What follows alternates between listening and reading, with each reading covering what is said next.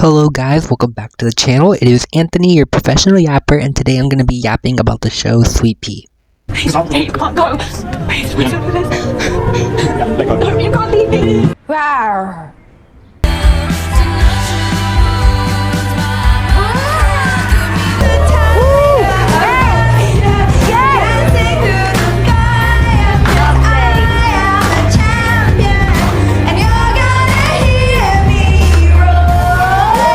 So Sweetpea is a British show on Sky, also in stars in America, starring the amazing Ella Purnell, who you might know from Yellow Jackets and Fallout, but she is a phenomenal actress, and let me just say, she ate this role down, like she devoured, like she is phenomenal in this series, and like if anybody is having a good year on TV, it is her. So Sweetpea follows a woman named Rhiannon Lewis, who is kind of introverted and she ends up killing people. And as the show goes on, you can kind of see her mental decline and her kind of like snap.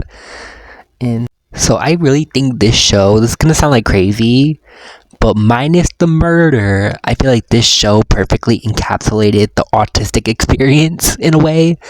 As somebody who is on the autism spectrum and who is kind of introverted, I related to Rhiannon a lot. No, I'm not a serial killer. No, I'm not a murderer. I promise, I am not a murderer. But no, the whole time I was watching the first episode, I was like, this bitch is me. I am her. I related to her a lot in the first episode. I feel like this show was also like a really good commentary on how society treats quiet or introverted people. And as somebody who is quiet and introverted, I just felt so seen, because I just feel like people already kind of assume I'm crazy because I don't talk as much. So like I just felt like very seen through Rhiannon. I have not read the book that it's based on, but one thing that I've heard a lot is that the show managed to humanize Rhiannon more, and I think they did a good job at that from what I've seen. And I'm purely just talking about the show. I have not read the book, but no, they really managed to humanize her character and not just make her like a murdering crazy bitch. Like her dad died, everybody in her life kind of like acts like she's not there, and she feels very invisible, and she starts going crazy. And I cannot say this enough, Ella Purnell was fucking amazing in this damn role. Like, they need to give her Emmy and Oscar, whatever the fuck. Miss Ella Purnell deserves it. Like, in the first episode, like, I had no clue what this show was about before, like, going in, and I was like, oh, just a nice, sweet, quiet girl who's having a hard life, and 5 minutes in, she's talking about people I want to kill. I was like, oh, this bitch is crazy. And as I got like more into the show, I was like, oh, this bitch is crazy. And then back to the autism thing, the moment that I figured out like this show was for me was when she started doing the thing like with her hair, like when she started pulling her hair out, because I do something very similar. Not like that crazy, but like when I get anxious, I start like scratching the back of my head a little bit. And I don't know why I do that, but like I just start, or not scratching, but like rubbing the back of my head when I get anxious. So like when I saw her like pulling her hair, I was like, yeah, it's not the autistic representation. Murder is bad, murder is wrong. I'm trying not to defend a murderer, y'all. I'm trying not to defend a murderer, but like, I support women's rights, but I also support women's wrongs, headass. Like, this show for me is like my gay equivalent to like those straight men who like really like obsess over like American Psycho and Patrick Bateman.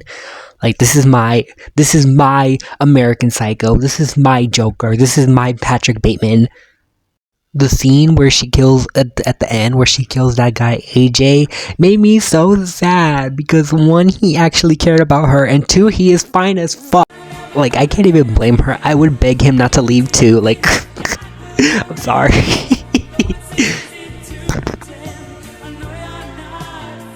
But no, now I kind of want to start reading the books, because apparently the books are like way more unhinged than the show. Like, I heard she chopped a guy's dick off in the books. But no, I really hope this show gets a second season, because that cliffhanger was crazy. Also, I love my girl Rhiannon, but How she is dumb as fuck. How the fuck did she think that nobody was gonna piece together the fact that she's writing about all of these murders, and then she thought nobody was gonna figure it out. She thought she was so smart and so slick. Like, that irritated me. But yeah, I really hope this show gets a season 2. It was really good, and it's probably like one of my favorite shows that came out this year, other than House of the Dragon. But yeah, I think that's all I have left to say about this show. Please go watch it, y'all. It's really, really good. It's on for the UK and in Australia. It's on Sky, and for the US, it's on Stars. Or you can be cool like me and sail the 7 seas, if you know what I mean. But I'm not telling y'all the website that I use. Y'all are gonna have to figure that out for yourselves, because y'all can't keep secrets, and y'all, that's the reason why Soap Today got shut down.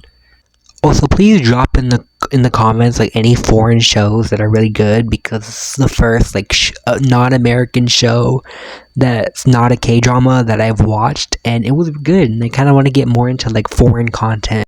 Also, there's kind of like a TV drought right now in America. Like, I don't really have anything to watch until December and January, when Squid Game 2 and The Last of Us Season 2 come out. So recommend me some good foreign shows, please. But no, that is all I have to say. Thank you guys for watching. This is Anthony, your professional yapper, signing out.